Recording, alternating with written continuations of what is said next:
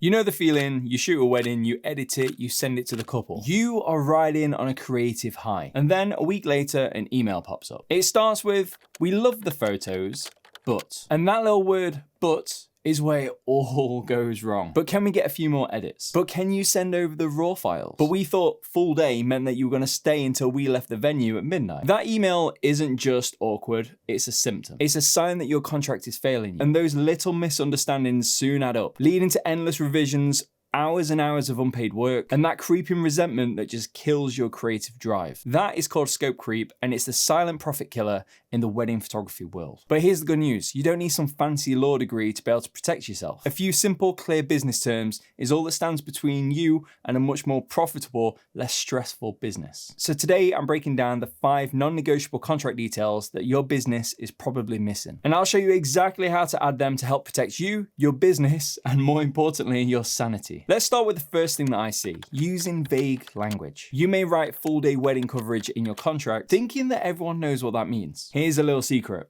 Nobody knows what that means. To you, a full day may mean 8 consecutive hours. To your couple, it may mean from the first mimosa at 9 o'clock to the last couple walking off the dance floor at midnight. And that creates a massive gap in expectations, and you're going to be the person that falls into said gap. This is exactly where scope creep is born, and that ambiguity puts you into a terrible position on the wedding day. Suddenly, you're not the trusted photographer that they thought they'd booked. You're actually now the negotiator in a very tense standoff between you and them. A standoff that consists of money versus hours right in the middle of a wedding. Do you work for a few extra hours for free just to keep the couple happy? Or do you stand your ground and risk them calling you difficult when it comes to that review? And all this happens because one little phrase wasn't clear. That one vague term has put your entire reputation on the line in a matter of minutes. The fix is to be unapologetically specific. Just get rid of the vague words. Instead of your contract saying full day coverage, your contract must state the exact amount of hours that you're going to be covering. For example, this package includes 8 consecutive hours through your wedding day. It should also include the start and end triggers. Define exactly when you're going to start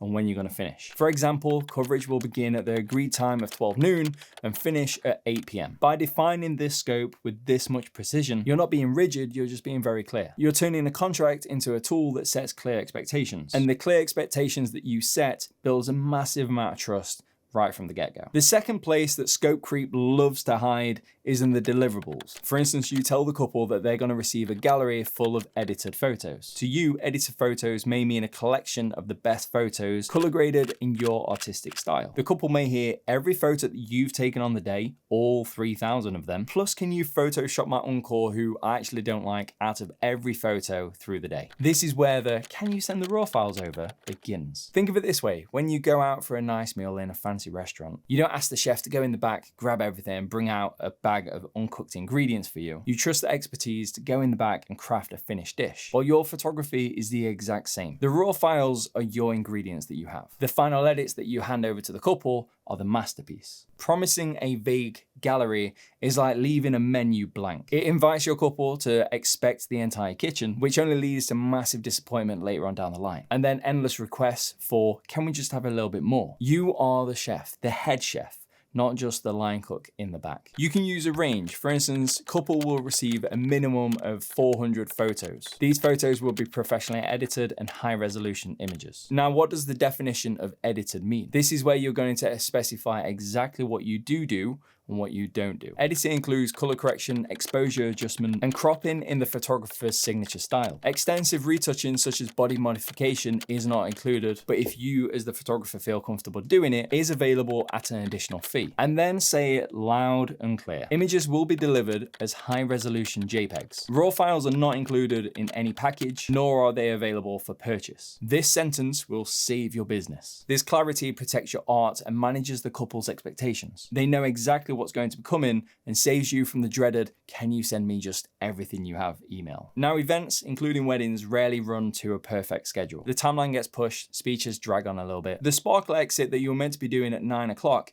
is now hopefully, maybe happening at 11:30. Your contracted time is up, but the party isn't. The couple comes up to you and says, can you stay for another 2 to 3 hours? Without an overtime clause in your contract, you're completely stuck. And this is probably one of the most uncomfortable situations that you'll ever find yourself in. You have a terrible choice in front of you. Do you work for free and feel taken advantage of? Or do you have a really awkward money conversation with your couple during their wedding? You might just mumble, yeah, sure, we can work it out later, which, let's face it, is probably code for I'm never getting paid for this. And this stress and friction pull is just gonna pull you out the creative zone and just kill the mood entirely. Ultimately, it's unprofessional for you and it's just uncomfortable for the couple. And on this channel, we do not allow couples to feel uncomfortable. By the way, if you're finding this really useful and you're sat writing up your contract as you're doing this, then feel free to hit the subscribe button. It lets me know that I'm on the right track with the content and helps other photographers find this advice too. And if you feel like diving in a little bit further, over on my website, I've got a bunch of Lightroom presets that I use for every single wedding, alongside an ebook I've written and the Introduction to Wedding Photography course. I'll leave a link somewhere down there for you. Now, your contract should work like a restaurant menu. The package that they're having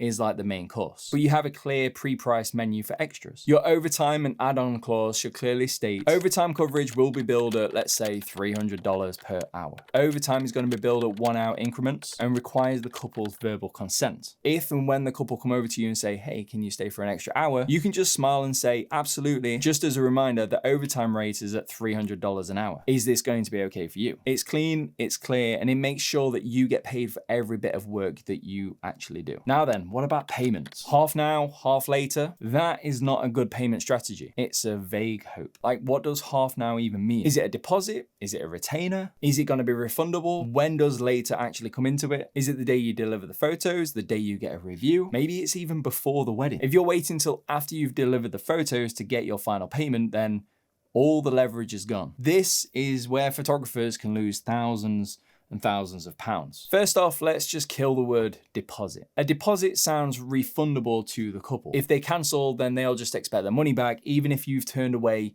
loads of work for that particular date. Now, the whole refund of a retainer or deposit is a little bit sketchy depending on whereabouts in the world that you are. I never want to advise anyone something which I'm not 100% sure about for every individual country, but I know of cases in the UK where people have been taken to court because a couple have wanted their money back, and the courts have just turned around and said, it doesn't matter whether you've saved that date or not, pay them the money back. So just make sure you go away from this video and do a little bit more research specific to the country that you're in. Now, as for the final payment, if that's just due later on, you've just become a bill collector and you'll be sending really awkward follow-up emails chasing that money that you've already earned. It sours the entire experience and is a massive drain on your energy. Your payment section needs to be a very ironclad financial timeline. If you wish, use the words non-refundable retainer. A retainer is a fee to secure your services for that particular date. It is earned at the very moment that they are signing the contract because you are now providing a service of holding that date. The final balance must be due before the wedding date. No exceptions whatsoever. A great deadline that I use is the final payment must be received 14 days prior to the wedding taking place. This ensures that you're fully paid up before you have to pick up the camera. It also means that as soon as the photos are edited,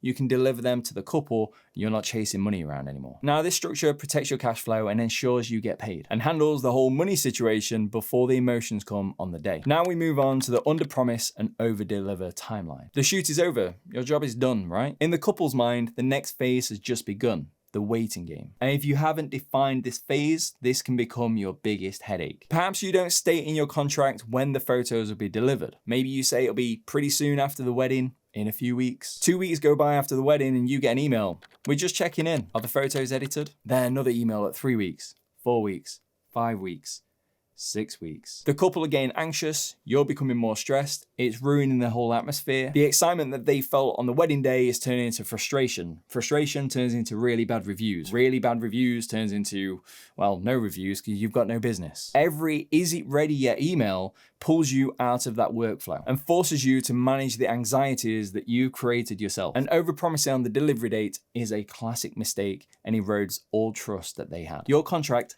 has to set out clear and realistic expectations. And the key here is to underpromise and overdeliver. Look at your busiest season of the year. Figure out what a realistic turnaround time is going to be. And then you can add a cushion on top of that just to be safe. If you can normally deliver a wedding in, let's say, 4 weeks, then your delivery time should really be 8 weeks. And then make sure you put that in the contract. Final edited images will be delivered to the couple within 8 weeks of the wedding date. If you have a previews or sneak peeks just after the wedding, then put that into your contract as well. It's a great way to manage the excitement. A small preview gallery of 5 to 10 photos will be delivered to the couple within 72 hours of the wedding. And to avoid having to re-upload galleries later on down the line, state how long that online gallery will be active. For example, the final online gallery will be active for 90 days after the delivery. Now, when you deliver them sneak peek previews in 24 hours rather than 72 hours, or you deliver the finished gallery within 4 weeks rather than 8 weeks, you're not just on time, you are an absolute hero. You've exceeded all of their expectations and created an incredible experience for the couple, all because you've had a very crystal clear, manageable timeline from the get-go. So there you have it. 5 easy details that you can put into your contract, which will turn a source of anxiety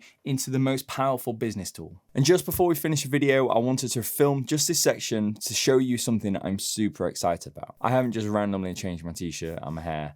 This is like a couple of weeks later. When I'd finished filming and editing this video, I sat and thought, how can I make contracts even easier to understand and for you to create one? That's where my new contract builder app comes in. You can put all your business details, your logo, all of the couple's details and wedding details, even recall the packages that you've already saved inside the app, and it can export the contract in a PDF format ready for you to send straight to your couple. If you want to check that out, all the details are over on my website. As always, thank you very much for watching this video. I really hope you've enjoyed it. If you have, don't forget to hit the subscribe button, and by all means, watch this video right here. Take care and look after yourselves.